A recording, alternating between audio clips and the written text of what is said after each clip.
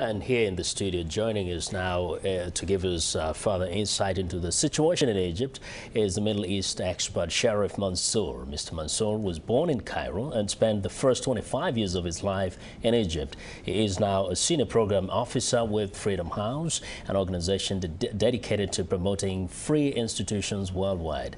Sheriff Mansour, welcome to In Focus. Thank you. Thank you for having me. Yes. Now, as we observe developments in Cairo, what reported there just made us, appreciate what's happening there. People kind of going back to normal life somewhat. But at the same time, we've had reports that there are a few or some people who are still out there and they're still unhappy. They're not completely satisfied with just Mubarak leaving town. What more must be done?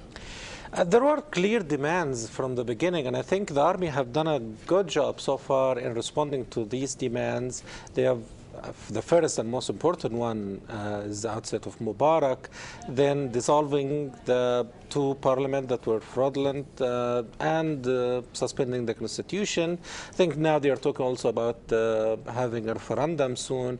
So some of these questions are important, but there are several things that I think will make people a lot more happier, and they are very practical, and that includes the removal of the emergency law and releasing political prisoners. This is something that's going to restore a lot of confidence in the attitude and the behavior of the army in the upcoming stage. We noticed that the military said it's going to ban certain public gatherings, including labor union meetings, and also act against chaos and disruptions. What is your take on this? I think they want basically to restore order, and in order to bring back security to handle everyday life, and then remove emergency status, which is like a kind of acceptable in a situation where you need to build some trust. And I think most of the people now accept that there need to be some normalcy in order to restore order and then ensure all the demands are met.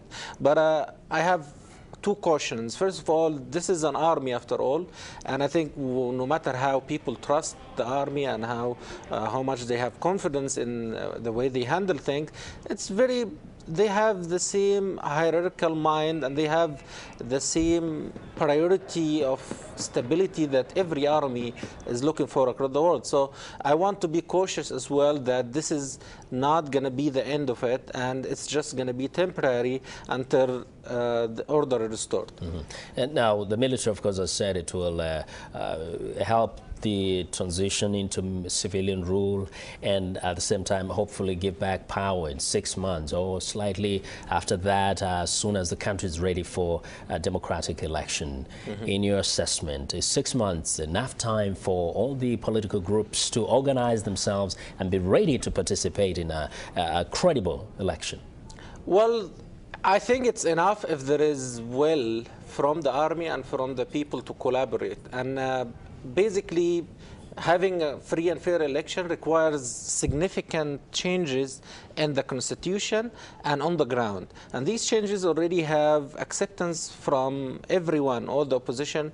There are immediate need for removing the emergency status. There is immediate need to issue new laws, which the army said that they're going to do over the next 6 months where they are in power. They will suspend the constitution, but they will issue laws that will allow freedom of organization, allow new parties to be formed, and so on.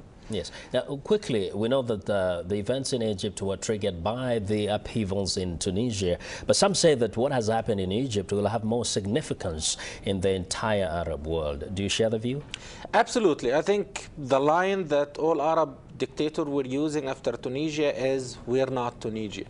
But once Egypt happened, no one could say we're not Egypt. I think right now the Egyptian people have sent two messages, one to the Arab public view and to the Arab people, is that you can do it and it's a matter of time, just be persistent enough.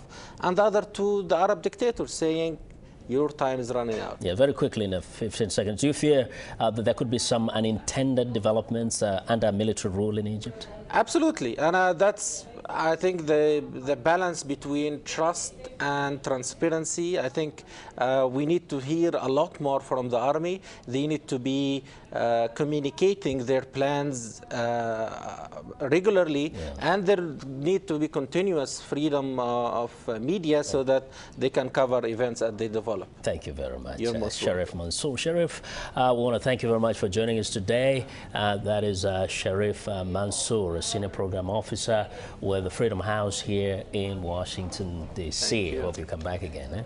Okay. Well, now, for more information on any of today's stories, please visit us online at voaafrica.com. You can also visit us on Facebook. Just search for In Focus.